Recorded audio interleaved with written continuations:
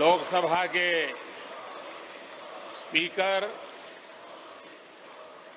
आदरणीय श्री ओम बिरला जी, राज्यसभा के उपसभापति श्री हरिवंश जी, माननीय सांसदगण, सभी वरिष्ठ जनप्रतिनिधि,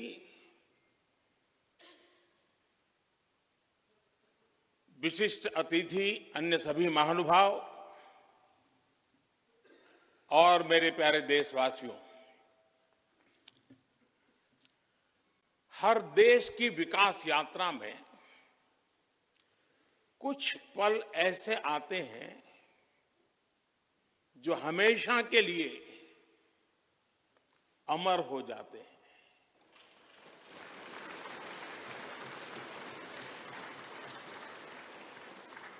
कुछ तारीखें समय के ललाट पर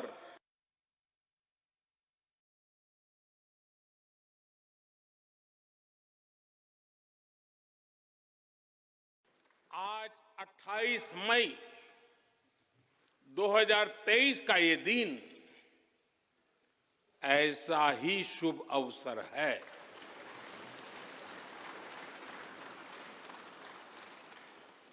देश आजादी के 75 वर्ष होने पर अमृत महोत्सव मना रहा है। इस अमृत महोत्सव में भारत के लोगों ने देशवासियों को भारतीय लोकतंत्र के इस स्वर्णिम क्षण की बहुत बहुत बधाई देता हूं।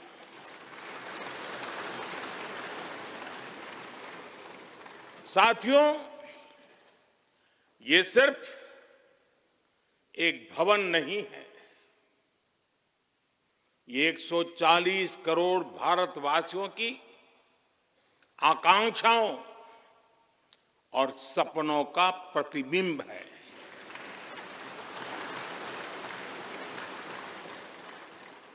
ये विश्व को भारत के दृढ़ संकल्प का संदेश देता हमारे लोकतंत्र का मंदिर है।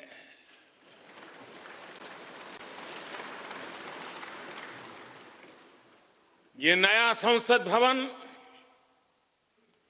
योजना को यथार्थ से, नीति को निर्माण से, इच्छा शक्ति को क्रिया शक्ति से, संकल्प को सिद्धि से जोड़ने वाली अहम कड़ी साबित होगा। ये नया भवन हमारे स्वतंत्रता सेनानियों के सपनों को साकार करने का माध्यम बनेगा।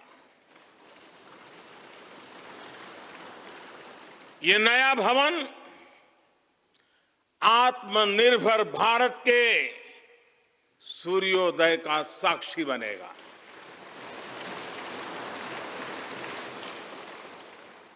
ये नया भवन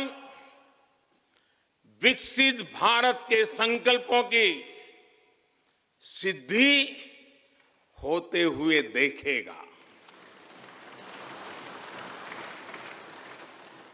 ये नया भवन नूतन और पुरातन के सह अस्तित्व का भी आदर्श है। साथियों, नए रास्तों पर चलकर ही नए प्रतिमान गढ़े जाते हैं।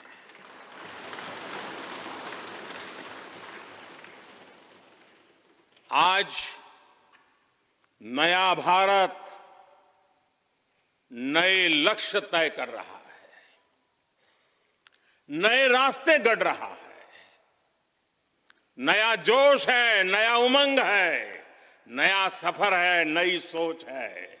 दिशा नई है, दृष्टि नई है, संकल्प नया है, विश्वास नया है।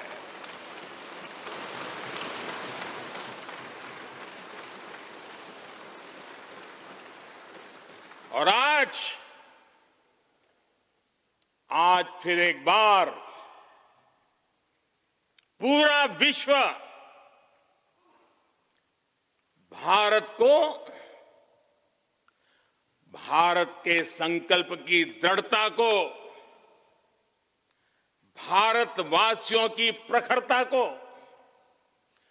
भारतीय जनशक्ति की जिजीविषा को आदर और उम्मीद के भाव से देख रहा है।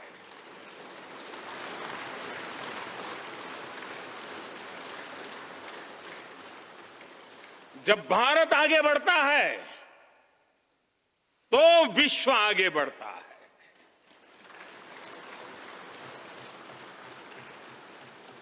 संसद का ये नया भवन भारत के विकास से विश्व के विकास का भी आह्वान करेगा।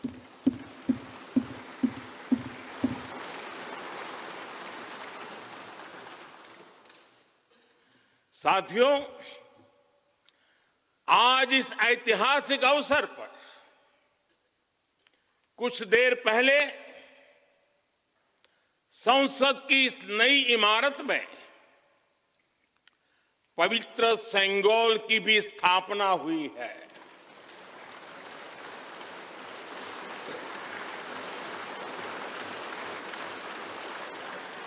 महान चोल साम्राज्य में सेंगोल को कर्तव्य पथ का, सेवा पथ का, राष्ट्र पथ का प्रतीक माना जाता था।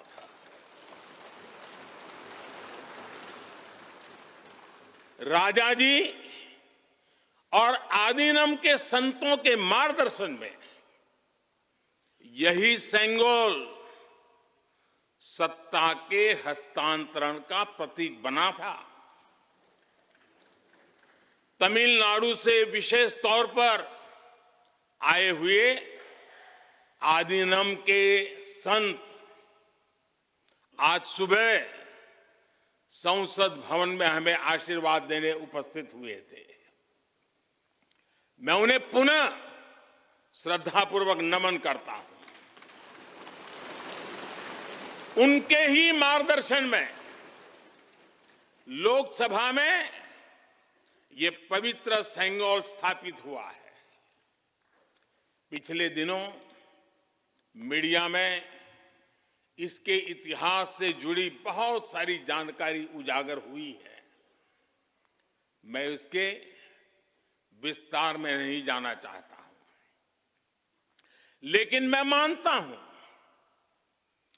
ये हमारा सौभाग्य है कि इस पवित्र सेंगोल को हम उसकी गरिमा लौटा सके हैं, उसकी मान मर्यादा लौटा सके। जब भी इस संसद भवन में कार्रवाई शुरू होगी, ये सेंगोल हम सभी को प्रेरणा देता रहेगा।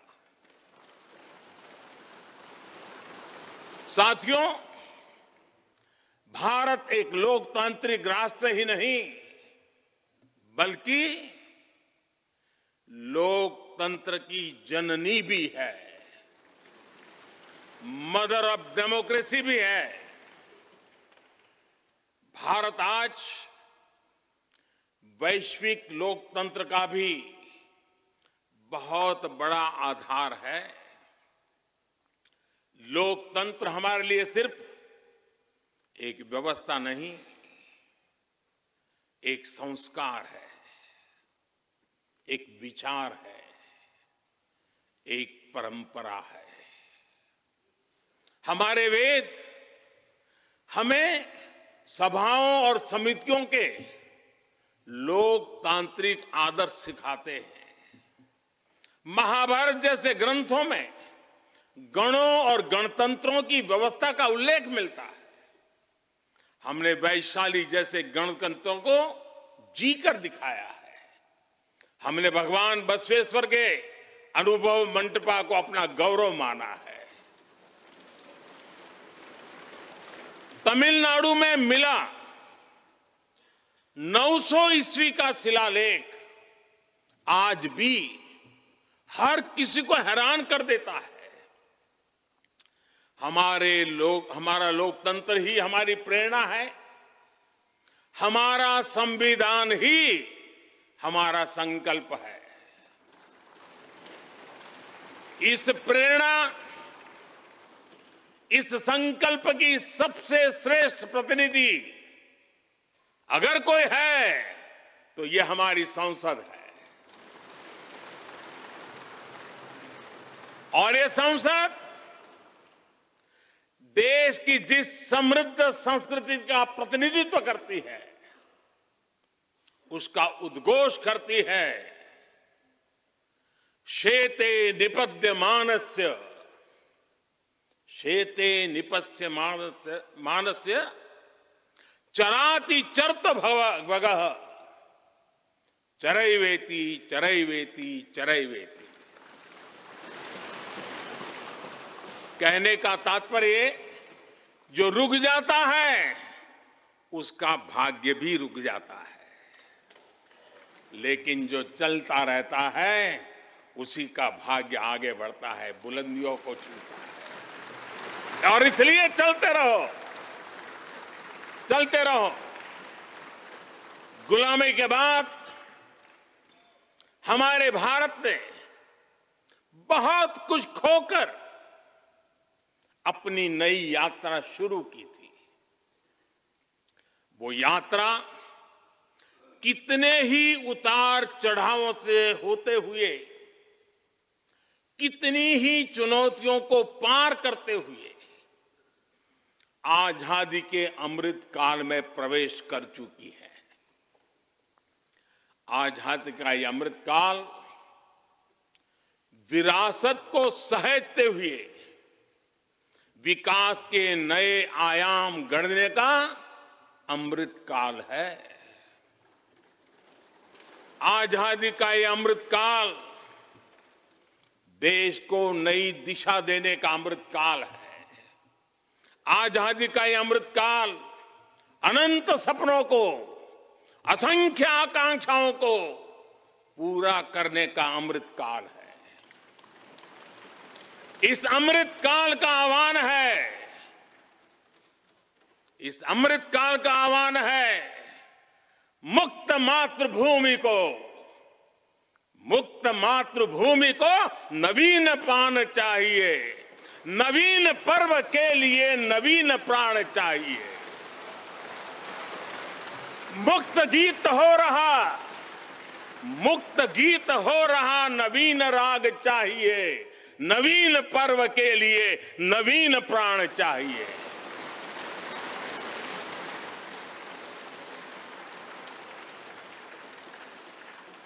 और इसलिए भारत के भविष्य को उज्जवल बनाने वाली इस कार्यस्थली को भी उतना ही नवीन होना चाहिए, आधुनिक होना चाहिए। साथियों, एक समय था जब भारत दुनिया के सबसे समृद्ध और वैभवशाली राष्ट्रों में गिना जाता था। भारत के नगरों से लेकर महलों तक, भारत के मंदिरों से लेकर मूर्तियों तक, भारत का वास्तु भारत की विशेषज्ञता का उद्घोष करता था। सिंधु सभ्यता के नगर नियोजन से लेकर मौर्यकालीन स्तंभों और स्तूपों तक, चोल शासकों के बनाए भव्य मंदिरों से लेकर जलाशयों और बड़े बांधों तक भारत का कौशल विश्व भर से आने वाले यात्रियों को हैरान कर देता था। लेकिन सैकड़ों साल की गुलामी ने हमसे हमारा ये गौरव छीन लिया। एक ऐसा भी समय आ गया जब हम दूसरे देशों में हुए निर्माण को देखकर मुग्ध होने लग गए।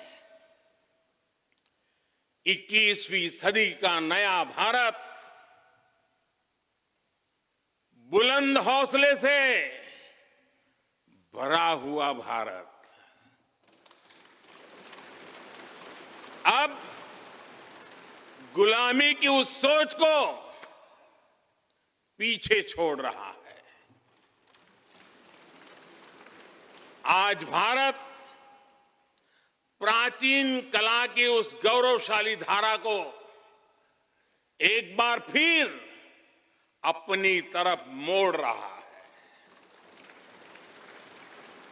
और संसद की ये नई इमारत इस प्रयास का जीवंत प्रतीक बनी है।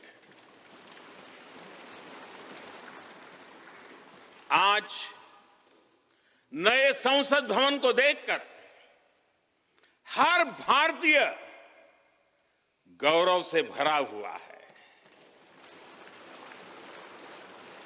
इस भवन में विरासत भी है, वास्तु भी है, इसमें कला भी है, कौशल भी है, इसमें संस्कृति भी है और संविधान के स्वर भी है। आप देख रहे हैं कि लोकसभा का आंतरिक हिस्सा, यहां भी देखिए, यहां भी देखिए, राष्ट्रीय पक्षी मोर पर आधारित है। राज्यसभा का आंतरिक हिस्सा राष्ट्रीय फूल कमल पर आधारित है और संसद के प्रांगण में हमारा राष्ट्रीय वृक्ष बरगद भी है। हमारे देश के अलग अलग हिस्सों की जो विविधता है, इस नए भवन ने उन सबको समाहित किया है। इसमें राजस्थान से लाए गए ग्रेनाइट और बलुआ पत्थर लगाए गए हैं।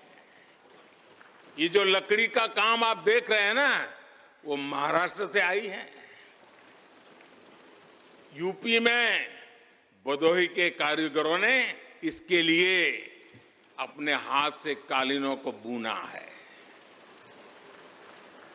एक तरह से इस भवन के कण कण में हमें एक भारत श्रेष्ठ भारत की भावना के दर्शन। साथियों, संसद के पुराने भवन में सभी के लिए अपने कार्यों को पूरा करना कितना मुश्किल हो रहा था, ये हम सभी जानते हैं। टेक्नोलॉजी से जुड़ी समस्याएं थी, बैठने की जगह से जुड़ी चुनौती थी। इसलिए ही बीते 1.5-2 दशकों से ये चर्चा लगातार हो रही थी कि देश को एक नए संसद भवन की आवश्यकता है। और हमें ये भी देखना होगा कि आने वाले समय में सीटों की संख्या बढ़ेगी, सांसदों की संख्या बढ़ेगी, वो लोग कहां बैठते हैं? और इसलिए ये समय की मांग थी कि संसद की नई इमारत का निर्माण किया जाए। और मुझे खुशी है कि भव्य इमारत आधुनिक सुविधाओं से पूरी तरह लैस है। आप देख रहे हैं कि इस समय भी इस हॉल में सूरज का प्रकाश सीधे आ रहा है, बिजली कम से कम खर्च हो, हर तरफ लेटेस्ट टेक्नोलॉजी वाले गैजेट्स हों, इन सभी का इसमें पूरा ध्यान रखा गया है। साथियों, आज सुबह ही मैं इस संसद भवन को बनाने वाले श्रमिकों के एक समूह से मिला हूं। इस संसद भवन ने करीब 60,000 श्रमिकों को रोजगार देने का भी काम किया है।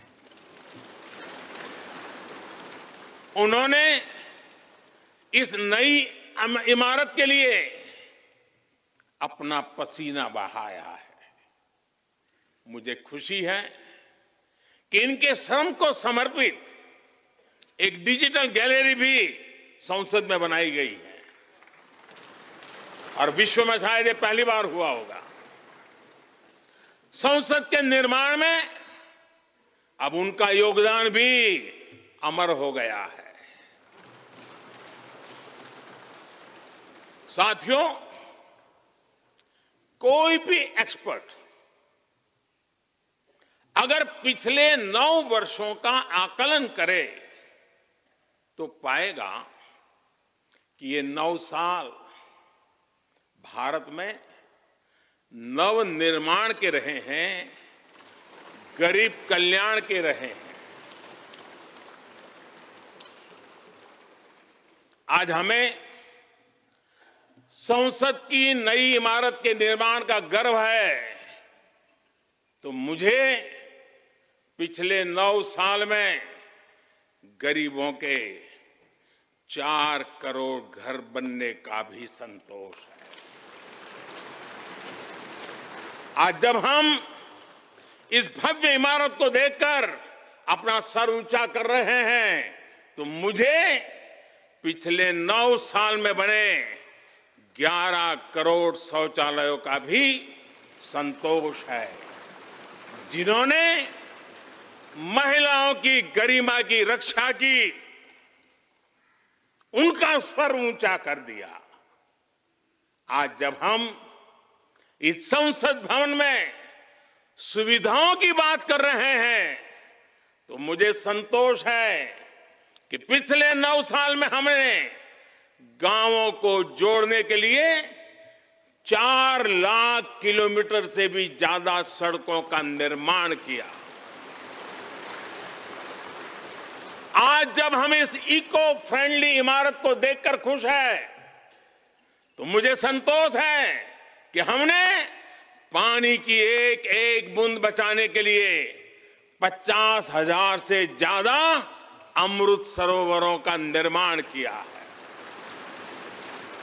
आज जब हम इस नए संसद भवन की लोकसभा और राज्यसभा को देखकर उत्सव मना रहे हैं, तो मुझे संतोष है कि हमने देश में 30,000 से ज्यादा नए पंचायत भवन भी बनाए हैं।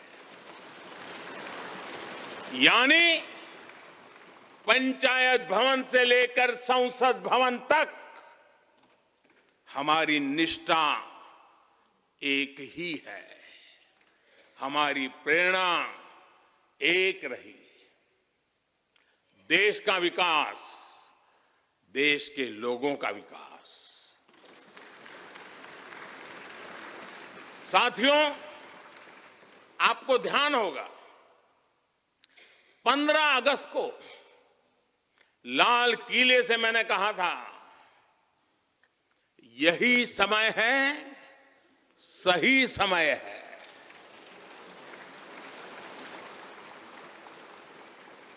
हर देश के इतिहास में ऐसा समय आता है जब देश की चेतना नए सिरे से जागृत होती है।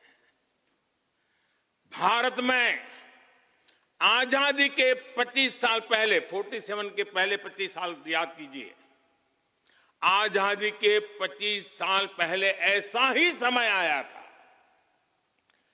गांधी जी के असहयोग आंदोलन ने पूरे देश को एक विश्वास से भर दिया था। गांधी जी ने स्वराज के संकल्प से हर भारतवासी को जोड़ दिया था।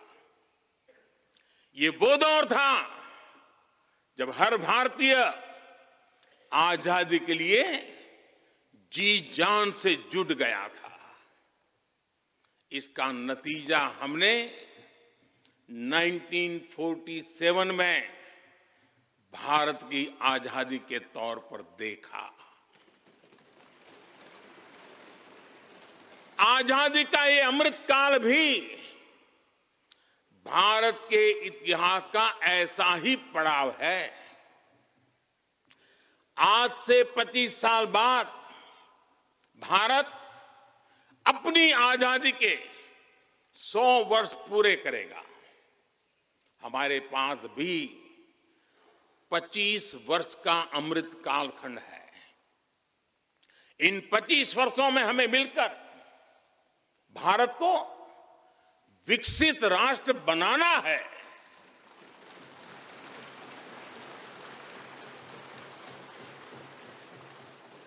लक्ष्य बड़ा है, लक्ष्य कठिन भी है, लेकिन हर देशवासी को आज इसके लिए जी जान से जुटना ही है।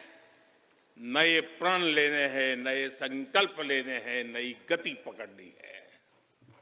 और इतिहास गवाह है कि हम भारतीयों का विश्वास सिर्फ भारत तक ही सीमित नहीं रहता। हमारी आजादी की लड़ाई ने दुनिया के बहुत सारे देशों में उस समय एक नई चेतना जागृत कर दी थी। हमारी आजादी की लड़ाई से भारत तो आजाद हुआ ही, साथ ही कई देश आजादी की राह पर चल पड़े। भारत के विश्वास ने दूसरे देशों के विश्वास को सहारा दिया था। और इसलिए भारत जैसा विविधता से भरा देश, इतनी बड़ी आबादी वाला देश, इतनी सारी चुनौतियों से लड़ने वाला देश जब एक विश्वास के साथ आगे बढ़ता है तो इससे दुनिया के अनेक देशों को प्रेरणा भी मिलती है। भारत की हर सफलता आने वाले दिनों में दुनिया के अलग अलग भूभाग में अलग अलग देशों की सफलता के रूप में प्रेरणा का कारण बनने वाली है। आज यदि भारत तेजी से गरीबी दूर करता है तो ये कई देशों को गरीबी से बाहर आने की प्रेरणा भी देता है। भारत का विकसित होने का संकल्प कई और देशों का संबल बनेगा। इसलिए भारत की जिम्मेदारी और बड़ी हो जाती है। और साथियों, सफलता की पहली शर्त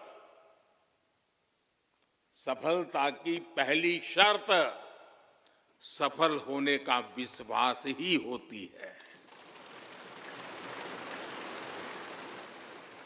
ये नया संसद भवन इस विश्वास को नई बुलंदी देने वाला है। ये विकसित भारत के निर्माण में हम सभी के लिए नई प्रेरणा बनेगा। ये संसद भवन हर भारतीय के कर्तव्य भाव को जागृत करेगा।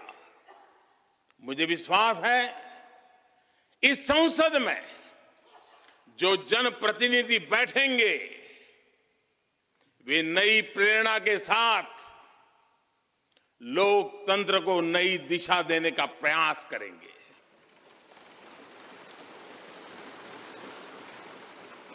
हमें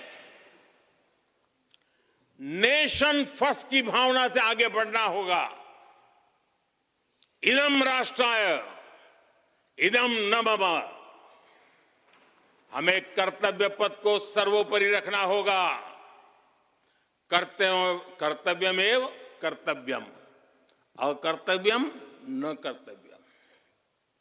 हमें अपने व्यवहार से उदाहरण प्रस्तुत करना होगा। यद यदाचरति श्रेष्ठ तत्देव इतरो जनः। हमें निरंतर खुद में सुधार करते रहना होगा। उद्धरेत आत्मना आत्मानाम। हमें अपने नए रास्ते खुद बनाने होंगे। अपदीवो भव। हमें खुद को खपाना होगा, तपाना होगा। तपसो ही परम नास्ति तपसा विंदते महत। हमें लोक कल्याण को ही अपना जीवन मंत्र बनाना होगा। लोकहितम मम करणीयम। जब संसद के इस नए भवन में हम अपने दायित्वों का ईमानदारी से निर्वहन करेंगे तो देशवासियों को भी नई प्रेरणा मिलेगी। साथियों, दुनिया के सबसे बड़े लोकतंत्र को यह नई संसद एक नई ऊर्जा और नई मजबूती प्रदान करेगी। हमारे श्रमिकों ने अपने पसीने से इस संसद भवन को इतना भव्य बना दिया है। अब हम सभी सांसदों का दायित्व है कि इसे अपने समर्पण से और ज्यादा दिव्य बनाएंगे।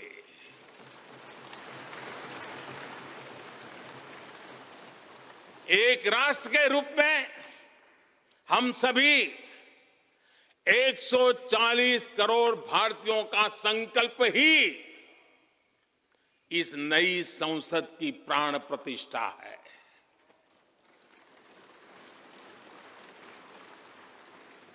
यहां होने वाला हर निर्णय आने वाली सदियों को सजाने संवारने वाला है। यहां होने वाला हर निर्णय आने वाली पीढ़ियों को सशक्त करने वाला होगा। यहां होने वाला हर निर्णय भारत के उज्ज्वल भविष्य का आधार बनेगा। गरीब, दलित, पिछड़ा, आदिवासी, दिव्यांग समाज के हर वंचित परिवार के सशक्तिकरण का, वंचितों को वरीयता का रास्ता यहीं से गुजरता है। इस नए संसद भवन की हर ईंट, हर दीवार, इसका कण कण गरीब के कल्याण के लिए समर्पित है।